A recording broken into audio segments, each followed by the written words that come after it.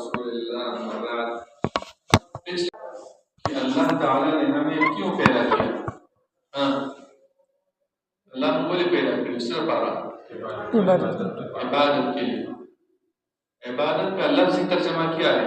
بندگی، بندگی، غلامی۔ لفظی ترجمہ تو عبادت سے شروع غلامی، بندگی۔ عبادت قبول ہونے کے لیے کتنے شروط ہیں؟ 5۔ عبادت بکلا تبلیغی چې 5 شرطونه پکې۔ سب سے پہلا اخلاص۔ اخلاص مانا دادا کہ صرف اللہ کے لیے عبادت کرنا۔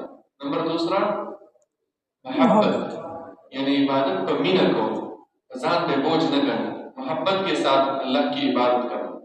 نمبر 3 خوف، ڈر کی وجہ سے، اسی لیے عبادت کرتا ہوں کہ میں اللہ سے ڈرتا ہوں، اللہ کے عذابوں سے، آخرت کے عذابوں سے، قبر کے عذابوں سے، دنیا کے عذابوں سے۔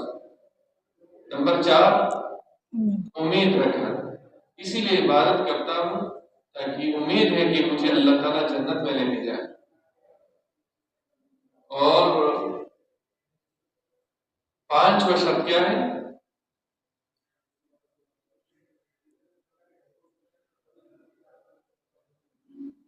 پیغمبر صلی اللہ علیہ وسلم کے طریقوں کے مطابق کوئی پہ عبادت کی 5 خبری دی۔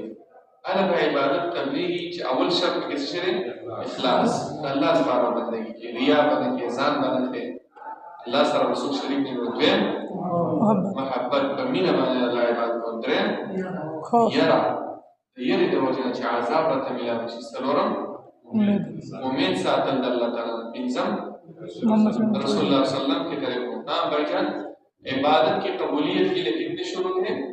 5۔ سب سے پہلا اخلاص، نمبر دوسرا نمبر تیسرا خوف، نمبر چوتھا امید، نمبر 5 شاباش، یہی ہے۔